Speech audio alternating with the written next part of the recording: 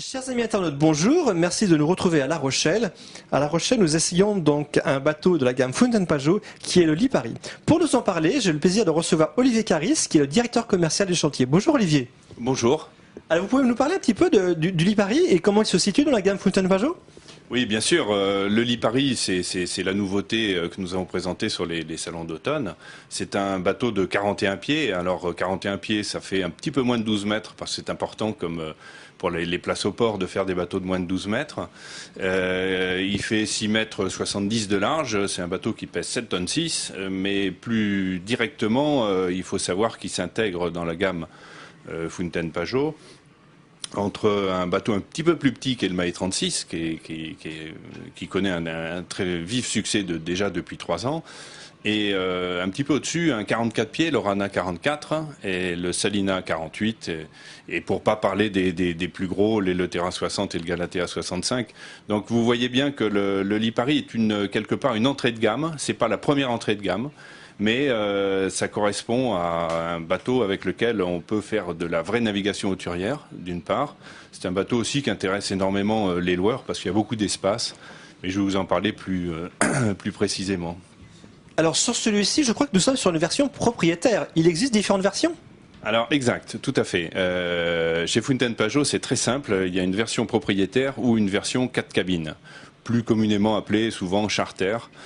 Puisque les sociétés de location adorent louer à la cabine, et donc quand on met plus de cabines, eh bien, évidemment on dédie cette version-là. Alors ici c'est une version propriétaire, ça veut tout simplement dire qu'il y a une coque entière qui est dédiée au propriétaire. Alors ça c'est très simple, ça se situe avec une chambre à l'arrière. Et puis dans la coursive, un bureau, des commodités, des rangements et une très vaste salle d'eau sur l'avant. Et dans la version 4 cabines, eh bien on duplique l'autre coque, c'est-à-dire qu'en fait on retrouve 4 cabines avec beaucoup de rangements, des lits de très bonne dimension. Et sur le Lipari, la particularité, c'est que nous avons préféré organiser beaucoup plus de volume pour les salles d'eau, c'est-à-dire la douche et les toilettes. Donc dans chaque coque, dans la version 4 cabines, on partage la douche et on partage la toilette. Mais vous avez une grande douche et une grande toilette. Alors j'étais très surpris en visitant votre bateau, notamment la coque propriétaire, mais il y a beaucoup de place. C'est très haut, c'est très large. Vous avez fait comment pour un bateau de cette taille ? Alors, d'abord, nous bénéficions de l'expérience du chantier. C'est-à-dire que nous construisons des bateaux de 30... Le premier bateau qui a été construit par le chantier il y a plus de 32 ans maintenant, c'était le Louisiane 37. Alors, pour pas faire l'historique, mais très rapidement, on peut rappeler qu'il y a eu des bateaux comme le Tobago 35, comme l'Athena 38, comme l'Avedzi 40. Qui est en fait le bateau que nous avions au catalogue l'an dernier. Donc nous avons une grosse expérience des bateaux qui tournent autour de 37-40 pieds. C'est plus de 30 ans d'expérience. Donc le volume, c'est très important. Aujourd'hui, on sait faire des bateaux légers et volumineux. Pourquoi ? Parce que le principe de construction, d'une part, a changé. Nous fabriquons des coques sous infusion, mais surtout un pont sous injection. Ça veut dire que c'est à la fois plus rigide, mais c'est à la fois plus léger. Et étant donné que c'est plus léger, le travail avec les architectes fait que nous pouvons organiser maintenant des bateaux et dessiner des bateaux avec des formes différentes. Et ça se traduit tout simplement par des francs-bords plus hauts, du volume dans les coques, et ce volume est exploité pour le confort à bord. Alors vous avez à la fois un bateau qui est intéressant, on en parlera sans doute tout à l'heure sur le plan de la vélocité parce qu'il est léger, parce que les formes de carène correspondent à un multicoque. Un multicoque, ça doit aller vite, de toute façon, même si c'est pas un bateau de course. Mais d'une autre main, on a gagné beaucoup en volume. Et ce que vous dites, c'est vrai, le bateau est très volumineux. C'est incroyable. Par rapport au Lavezzi 40, c'est vraiment quelque chose de très différent. Et d'ailleurs, les ventes sont au rendez-vous. C'est très clair. Alors vous parliez de vélocité, effectivement, quand on voit la navigation que nous avons fait sur ce bateau, on voit très bien les étraves qui montent bien sur les vagues, la coque au vent qui soulage. C'est un gage de sécurité d'avoir un bateau plus léger ou c'est uniquement un gage de performance ? Alors, c'est toujours la sécurité, chez nous, c'est important. Il faut savoir que l'ensemble des bateaux de la gamme sont insubmersibles, d'une part, c'est important de le dire, si on ouvre le chapitre de la sécurité. Mais ce qu'il faut savoir aussi, c'est qu'aujourd'hui, les catamarans sont parfaitement, j'allais inventer le mot sécurisable. C'est-à-dire que les architectes savent faire des bateaux parce que l'expérience est derrière. Le multicoque au début a été un jour un petit peu peut-être dangereux, mais ça s'est très vite arrêté. Et aujourd'hui, le multicoque, c'est un bateau très très fiable. Et si vous voyez la coque monter un petit peu, c'est pour le plaisir du bord. Il n'y a aucun danger. Il y a des appendices, des ailerons qui sont pas très profonds, justement, pour éviter ces peut-être à grande vitesse et pour éviter des freins qui pourraient être néfastes, justement, à la sécurité. Enfin, ne vous inquiétez pas, au contraire, c'est un joli jouet et il faut l'essayer. Alors, aujourd'hui, un client vient vous voir, donc si j'ai bien compris, il a deux possibilités, soit une version propriétaire, soit une version 4 cabines. Est-ce qu'il y a d'autres options possibles sur votre bateau? Je ne sais pas, en termes de gréement, en termes de boiserie, en termes de couleur, en termes de finition, etc. Alors, chez Fountaine-Pajot, c'est très simple à comprendre. Nous fabriquons des bateaux qui sont d'abord très très bien équipés au niveau de l'équipement standard. Et ensuite, le futur client peut choisir des options. Alors, ce sont soit des options de confort, soit des options d'équipement, soit des options de voile. Mais par contre, nous resterons toujours dans le cadre d'une production de série. C'est-à-dire que, pour répondre précisément à votre question du gréement, nos gréements sont des gréements autoportés à 2 ou 3 étages de barre de flèche selon les modèles. En l'occurrence, sur le Lipari, c'est 2 étages de barre de flèche. Il n'y a pas de choix de gréement. Le gréement, j'allais dire, est imposé. Par contre, vous avez un choix de voile, ce qui est quelque part un peu plus intelligent, c'est-à-dire que vous pouvez prendre une voile. Alors, la voile standard, nous avons innové en présentant des voiles à cornes, mais cette voile peut être en hydranet. Ceci dit, c'est pas le même budget, c'est une option. Pour ceux qui, le tissu hydranet, tout le monde le sait, c'est une voile beaucoup plus performante. Au niveau des menuiseries, si on parle du confort et de la... Juste pour revenir à la grande voile à cornes, qu'est-ce que c'est une grande voile à cornes en 2 mots simplement? Alors c'est une très belle évolution de la grand voile. Alors il s'agit de la grand voile en fait à l'image des multicoques de course qui cherchent de la puissance dans les hauts. Vous avez une voile qui offre, on dit à corne parce que c'est une latte qui part à 45 degrés et la forme de la voile part à l'horizontale et surtout descend après à la verticale sur la chute. Ce qui veut dire tout simplement que vous avez de la puissance dans les hauts et dans les hauts du mât bien sûr, et quand vous réduisez la toile, vous gardez cette puissance. Et donc c'est en termes de vélocité, ça offre un plus. Oui, c'est un turbo. On peut dire ça comme ça. Voilà. Alors nous avons innové avec ça parce que on sait qu'aujourd'hui nos bateaux chez Fountaine-Pajot sont des bateaux marins et qu'on restait un petit peu en reste au niveau de la puissance sur justement la voile ou la grand voile. Voilà. Alors tout à l'heure, vous nous parliez de l'intérieur, des boiseries, oui, en fait. Oui, bien sûr. C'est un petit peu coupé, parce que non, très bien, il n'y a aucun souci. Mais l'intérieur, alors le travail aussi est important au niveau de l'intérieur parce que nous avons énormément travaillé sur l'ambiance du bord, sur ce qu'on peut appeler la qualité perçue. Et ce bateau-là bénéficie de nouvelles boiseries, comme d'ailleurs l'ensemble de la gamme depuis le mois de septembre dernier, c'est-à-dire les bois sont en merisier. Et puis le sol est en Wenge. Donc nous avons une signature aussi de Jean-Jacques Coste, le designer qui a énormément travaillé sur les gros bateaux chez nous sur la série Flagship. Et qui est l'architecte?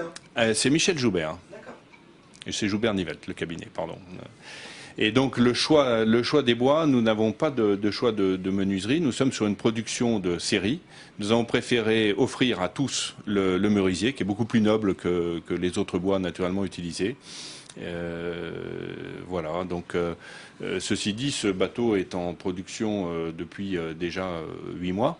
Et nous avons plusieurs mois de commandes d'avance. C'est vraiment un vrai succès. Et puis il porte le nom de Fountaine-Pajot, le nom de la marque, bien entendu, et c'est très intéressant. Alors Olivier, qu'est-ce qui différencie le Lipari par rapport aux bateaux concurrents de même taille? Alors, je dirais d'abord sa silhouette, parce que ce bateau est très beau sur l'eau, il est surtout très ramassé grâce à ce prolongement du toit polyester qui en plus protège très bien le cockpit. La deuxième chose, je dirais, c'est la vélocité du bateau. Nous avons un 41 pieds qui pèse 7,6 tonnes à poids edge. Donc ça veut dire que grâce aussi aux voiles à cornes, on a de la puissance Et donc une vélocité intéressante. Donc c'est un bateau amusant à manœuvrer, il va vite, quoi. Voilà. Et puis je dirais après, il y a toute une phase de confort à bord. Qui est d'abord essentiellement, le premier point, c'est le déplacement à bord. Nous avons absolument voulu, et c'est pas simple sur des petits catamarans, hein, je dis bien 41 pieds reste déjà dans le petit catamaran chez Fountaine Pajot, mais de faire surtout un déplacement de plein pied entre le cockpit et le carré. Alors, ça veut dire que d'une part, c'est très confortable. D'autre part, ça permet de voir la mer tout horizon, qu'on soit dans le cockpit ou dans le carré, quelle que soit la place.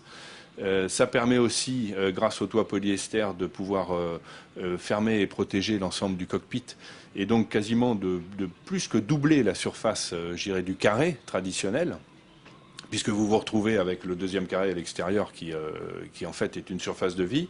Et puis de plus en plus, je pense à ça parce que nous vendons de plus en plus de bateaux, il y a une grosse demande sur les pays scandinaves, il est évident qu'il leur faut du chauffage. Donc avec cette formule de toile, de tente, de déplacement de plein pied, de doubler les surfaces de vie à bord, bah, ça vous fait un bateau extraordinaire, quoi. Alors ça, c'est vraiment un gros plus. Ce que je vous ai pas dit, par contre, excusez-moi, je reviens dessus, mais c'est un point important dans la vélocité du bateau, c'est que le poste de barre est un poste de barre, j'allais dire intelligent. Intelligent parce que nous avons beaucoup réfléchi entre faire des postes de barre en bas, faire des postes doublés, ou bien faire des postes en hauteur, je dirais, sur des idées de flying bridge.